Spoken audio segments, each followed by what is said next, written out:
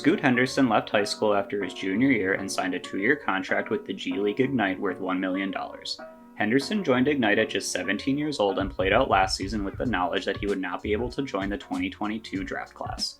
But, similar to fellow prospect Victor Wembanyama, if Scoot had been able to join the 2022 draft class, there's a good chance he still would have been a very high lottery pick. At 17, playing professionally for the first time, Henderson had an impressive season with Ignite. He earned 27 minutes per game, including 4 starts, and averaged 14, 5, and 4, while also swiping 1.6 steals per game. After a strong first season with Ignite, expectations for Henderson are extremely high this season. Thus far through 6 games, his points, assists, and scoring efficiency are all up. Obviously this is a small sample size, and things could change drastically before draft day. But assuming Henderson is able to put forth the season that is expected of him, it's likely Henderson will be the second pick behind only Wembanyama come draft day.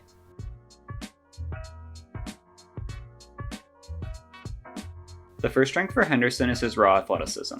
Henderson is just 6'2" and 195 pounds, big compared to a normal person, but relatively small compared to other NBA players. But Henderson is capable of playing bigger than he is. By the sounds of it, Henderson is the definition of a gym rat, and it shows up on the court. Henderson can explode off the floor and throw down dunks that shouldn't be possible for somebody that's only 6'2". This also allows him to hang in the air and make tough layups around the basket. In addition to his vertical athleticism, Henderson is also quick and explosive running the court. In transition, he is a blur with or without the ball, and in the half court, he is able to get by just about anyone with how quick his first step is. This athleticism also helps him on the defensive end. Being undersized, it might be easy for teams to pick on him, but thanks to his athleticism and strength, he is able to hold his own on the perimeter and at least make things difficult. From an athleticism standpoint, Henderson is absolutely ready for the NBA, even at such a young age. Another strength for Henderson is playmaking. Henderson seems to fall more in the category of a score-first point guard, at least from what we've seen in the G League. But he also is really good at setting up his teammates. Henderson is very skilled at penetrating the defense thanks to his athleticism and ability to handle the basketball, and once he gets the defense to start switching, he can pick them apart. He's able to process what the defense is doing even while moving at full speed, and hit teammates with accurate passes from a variety of angles. It's one thing to be able to drive and kick to wide open teammates, it's quite another to be able to manipulate the defense just a little bit and then be able to squeeze a pass into a small window. Henderson has shown the ability to do just that time and time again. It's also exciting to see him be able to do this at just 17 and 18 years old. He could become a really magnificent playmaker as he matures in the NBA. One more strength for Henderson is his ability to handle the basketball. In the G League as well as in the NBA, there are some guys that can handle the ball at a very high level. The ball almost seems to be like an extension of their body when they're on the move. Players like Ja Morant and Chris Paul come to mind, or Brandon Jennings for you Bucks fans out there.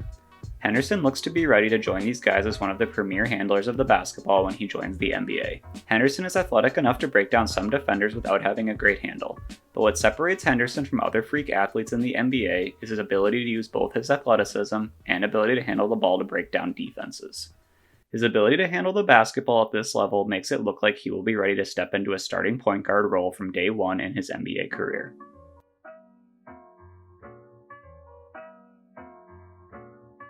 One weakness for Henderson is shooting. As mentioned earlier, Henderson is incredibly athletic and is very skilled at finishing around the basket for a guy that is only 6'2". But when forced to shoot further away from the basket, we have seen Henderson struggle a bit. In his first season with Ignite, Henderson shot just 22% from 3 across 21 appearances. A bad percentage from 3 is never a good sign, but it can also be a bit misleading due to sample size and some bad luck. Even with that in mind, Henderson had some pretty bad looking misses. It would be one thing if he was just consistently short or long. He obviously had to adapt to a much deeper 3-point arc in the G League as opposed to high school. But many of his misses have just been way off the mark, even when he has been wide open. Sometimes it almost seems like Henderson is fighting himself on his shots. It looks a bit robotic and not very natural. All that being said, Henderson loves to work and has been working really hard to improve his jump shot, and early returns this season have been promising. Through 6 games, Henderson is shooting 47% from 3 and has also shown off an ability to knock down 2-point jumpers at a pretty good clip as well. This is obviously a very small sample, and I will be curious to see if he can continue to shoot well or if he reverts back more to what he did last season as a shooter. I'm sure actual NBA scouts will be watching intently as well. Another weakness for Henderson is shot selection. Scoot Henderson is obviously an incredibly talented player, and he likely is currently the best player suiting up for the G League Ignite.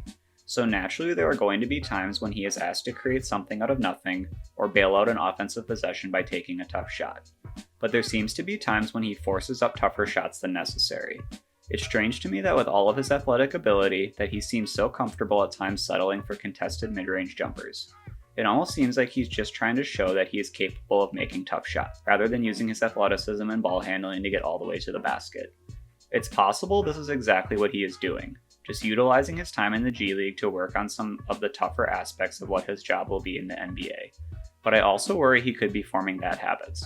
I hope that as the season goes along, or once he actually does get into the NBA, that he uses all of his tools to create easier opportunities for himself rather than settling.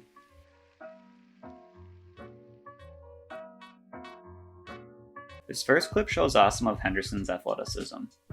The play starts with Henderson defending out on the wing. His opponent tries to throw an entry pass, but Henderson leaps up and picks off the pass. He then races out in transition and puts the same guy he stole the ball from on a poster. Henderson is an incredible athlete with NBA-ready speed, quickness, and leaping ability. He should have no issue adapting to the NBA from an athletic standpoint. This next clip displays Henderson's ability as a playmaker. The play begins with Henderson off the ball on the wing. As the pass is being swung over to him, he recognizes that there isn't a defender ready to square him up and is already attacking by the time he catches the ball. He easily blows past the first line of defense trying to reach in, forces Wembanyama to rotate up to defend him, and deftly drops it off to a teammate for a dunk. The ability to recognize a weak spot in the defense and immediately exploit it to set up a teammate for an easy basket isn't a skill every young player has. Henderson appears to be an NBA-ready playmaker already.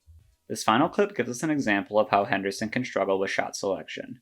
The play starts with Henderson getting out ahead of the pack in semi-transition. When Henderson receives the pass on the wing, 4 of the defenders are still behind him, leaving him essentially one-on-one with his defender. One of his teammates is also ahead of the play and sets up in the corner. Henderson could likely use his athleticism and ball handling to get past his own defender to either score at the basket, draw a foul, or kick out to his teammate in the corner. All of these would be very solid options, but instead Henderson immediately spots up for a long 2 which he misses badly. At the NBA level, Henderson will want to get this type of shot selection out of his game, or he could risk ending up sitting next to the coaches on the bench.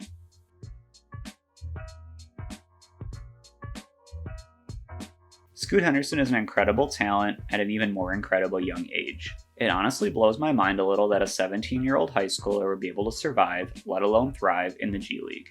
But that's exactly what Henderson did last season, and this season he is poised to become the number 2 pick in the 2023 NBA draft. In pretty much any other season, Scoot Henderson would probably be at least in consideration for the number 1 overall pick. His combination of athleticism, skill, and basketball IQ would have teams imagining a superstar point guard in the making that could lead their team for years. But unfortunately for Henderson, his jump to the NBA has coincided with a 7'4" basketball playing freak coming over from France. I think there will be at least some conversation for Henderson as the number 1 pick, but I don't think those conversations will get past the question, yeah, but are we really going to pass on Victor? But regardless of that, I think Henderson has a bright future ahead of him in the NBA. I could see him regularly being in the conversation for All-Star and All-NBA votes as he hits his prime. My NBA comp for Scoot Henderson is the best version of De'Aaron Fox. Fox has frustrated NBA fans over the years with his stretches of brilliance that seem to be all too often followed by stretches where he is just pretty good. But both players are smaller point guards with incredible athleticism that allows them to finish around the basket. They also are both good as playmakers and maybe struggle with their shot selection at times. I think Henderson has a chance to be what we've always imagined Fox could be at his best.